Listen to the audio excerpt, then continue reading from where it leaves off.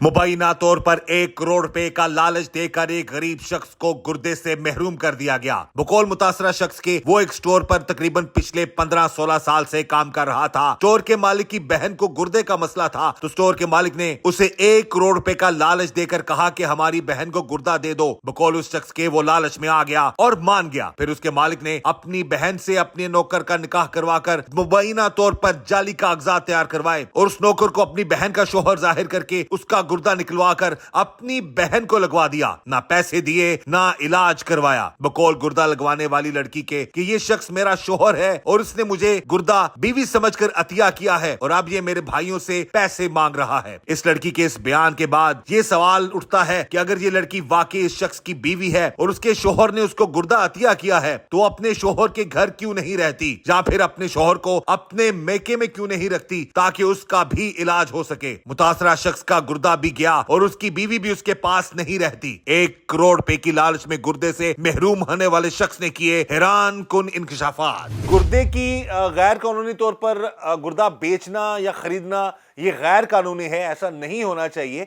बहरहाल इस शख्स के साथ जो भी मुबैना तौर पर धोखा हुआ है उस हवाले से जरूर हम इससे बात करते हैं कि क्या मामला थे, इसका गुर्दा किसने निकाला, कैसे निकाला, क्या क्या वादे किए और क्या वो वादे पूरे हुए या नहीं। बात करते हैं इस मुतासरा शख्स से जिसका गुर्दा निकाल लिया गया है। नाम क्या जी आपका? अली अहमद जी। अली अहमद से बताएं कि क्या मामला है, ये गुर्दे वाला मामला कहाँ से शुरू हुआ, किसने आपका गुर्दा निकाला और कैसे बात जी शुरू हुई? मैं 2008 से जिनके पास काम कर रहा हूँ, आज से 6-7 महीने पहले उसने मेरे साथ ये बात की गुर्दे वाली कि मेरी सिस्टर जो है वो जो है ना गुर्दे की मरीज़ है तो उसको गुर्दा चाहिए, तो जो है ना आप हमें एक गुर्दा दे दें तो उसके इवज़ हम आपको 1 करोड़ नगद रकम देंगे और उसके अलावा आपका जो है ना जो दवाई मुआवजा और 3-4 महीने जो भी रेस्ट होगी वो भी हम जो सैलरी आपकी चल रही है वो ऑलरेडी वो चलती रहेगी। तो उसके बाद आप अगर काम करना चाहें हमारे पास तो ठीक है, अगर ना करना चाहें वो 1 करोड़ रकम जो देंगे उसका जो आप काम कर सके या जो भी आपका हो वो आप कर सकते हैं। तो मैंने जो है ना घर की तंगी और हालात को देखते हुए मैंने ये उनकी पेशकश कबूल की, क्योंकि मेरे वालिद साहब फौत हुए हैं और वालदा फालज की मरीज़ है और मेरी छोटी बेटी है एक, और मैं घर में सरबराह था। कितने बच्चे हैं आपके? एक बेटी या 2 बेटे फौत हो गए। बेटी है क्या जी आपकी? बेटी क्या उम्र है बेटी की? तकरीबन 4-4.5 साल। 4-4.5 साल है। अच्छा, और अब आपके साथ जब उन्होंने उस शख्स ने जब आपसे बात की कि गुर्दा उसकी बहन को चाहिए, जी वो जी पाकिस्तान में रहती थी बहन? जी जी इधर ही है, चूनिया में रहती है। ठीक है। तो आपके साथ उन्होंने मसलन कि खुद आपने डिमांड रखी 1 करोड़ पे आपने लेना है, नहीं या सर। फिर कि उन्होंने खुद ही ऑफर कर दी, या हो सकता है कम पैसों पे उन्होंने आपके साथ डील की हो? नहीं सर, उन्होंने 1 करोड़ का ही खुद ही उन्होंने कहा, मैंने कोई ऐसा नहीं कहा कि मुझे 1 करोड़ चाहिए या मैं जो है ना गुर्दा देने के नहीं हक में था। मगर ये जो है ना एक इतना अरसा गुजारा, उस लिहाज से मैंने कहा चले उसकी ज़िंदगी बच जाएगी और मेरे हालात कुछ बेहतर हो जाएंगे। गुर्दा बेचना या गुर्दा खरीदना गैर कानूनी? जी ये उन्होंने मुझे बताया था, मुझे इस बारे में नहीं इल्म था। उन्होंने ये बताया था कि घर में किसी फ़र्द को या किसी शख्स के साथ आपने कोई भी इस तरह की बात नहीं करनी, क्योंकि ये कानूनन जुर्म है। गुर्दा बेचना खरीदना कानूनन जुर्म है। जो ऐसा करता है उसका यही हालत है जो बेचारे इस शख्स के साथ हुआ, जो इसके साथ वादे हुए बकौल इसके वो भी पूरे नहीं हुए और इसका गुर्दा भी चला गया। अच्छा, अब ये उसने आपको ये कहा जी कि उसकी सिस्टर को गुर्दा चाहिए और आप दे दो, और उसने ये भी आपको बताया कि कानून जुर्म है, किसी को बताना ना। जी ये उन्होंने बोला था। मैंने उनसे कहा था कि मैं अपने भाई से मशवरा ना कर लूँ, क्योंकि एक मेरा छोटा भाई है और एक मैं, 2 भाई हैं। तो मैंने कहा कि मैंने अपने भाई से मशवरा कर लूँ कि ये काम मैं करने जा रहा हूँ, आपको अच्छा है या बुरा है। उन्होंने कहा कि नहीं, ये अगर उनको बताएंगे उन्होंने आपके घर वालों ने नहीं करने देना और भी किसी बेली सज्जन या किसी को आपने नहीं बताना, ये सख्ती से उन्होंने मना किया था। अच्छा, ये जब उन्होंने आपको बता दिया तो कितने दिन बाद आपने फैसला किया कि मैं ये काम कर लेता हूँ?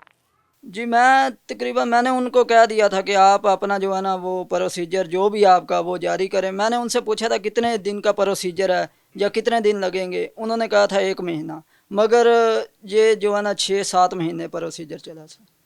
6-7 महीने तक? जी पहले टेस्ट किस वगैरह। कहाँ लेके गए आपको? जी, अच्छा, सबसे गैर पह- कानूनी था तो फिर किस तरीके से उन्होंने गुर्दा आपका कैसे निकाल लिया, कैसे निकाल लिया? जी, उसको कानूनी कैसा रंग दिया उन्होंने? मुझे ये नहीं बताया कि आपका निकाह होना है, मैं तो गुर्दे के इवज ही जा रहा था।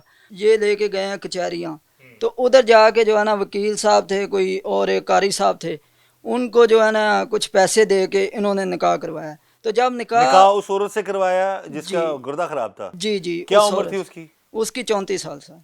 वो भी शादीशुदा थी? नहीं, कुंवारी है सर।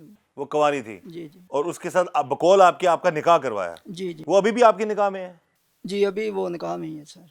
अच्छा, निकाह करवाया, फिर जी, वो निकाह निकाह, कराने का मकसद क्या था जी? कि मियाँ बीवी जी मियाँ शौक, अपनी बीवी को जी जी गुर्दा दे सकता है? दे सकता है। ये अच्छा, वो गैर जब कानूनी काम को उन्होंने कानूनी रंग देने की कानूनी कोशिश की? रंग दिया, मगर वो जैली कागजात जो भी बनाया, वो 8 साल डेट पुरानी उन्होंने जो है ना दिलवाई है उधर यानी कि आप निकाह दोनों में। की शादी 8 साल पहले से है? 8 साल पहले, क्योंकि उन्होंने कहा कि अगर अभी शो करवाएंगे तो वो हॉस्पिटल वाले कहेंगे कि अभी आपने शादी क्यों की, ऐसा कोई सवाल ना उठे।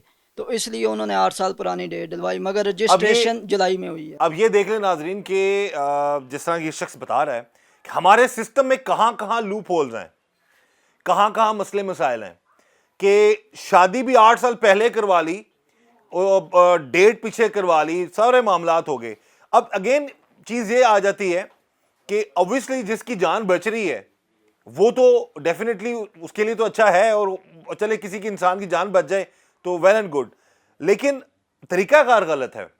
यानी कि इस शख्स को धोखे में रखा गया, फिर उसके निकाह करवा के पूरा एक प्रोसीजर जो है उसको कंप्लीट बनाया गया, कानून गैर कानूनी काम को कानूनी रंग दिया गया। अच्छा, निकाह हो गया, उसके बाद आपने कहा नहीं यार कि क्या मामला, क्यों निकाह के चक्करों में क्यों डाल रहे हो मुझे? जी, मैंने उनसे बोला, वो कह रहे थे कि जो है ना इसके अलावा उधर गुर्दा जो है वो लेन देन नहीं करते। तो इसलिए मैंने कहा कि मेरी पहले शादी हुई है, तो मेरे घर जो है ना ये रोला जो झगड़ा वगैरह ना हो। तो उन्होंने कहा कि नहीं, जब गुर्दा निकल जाएगा तो हम फ़ौरन ये निकाह और जो भी कागजात बनवाएंगे ये ख़त्म करवा देंगे।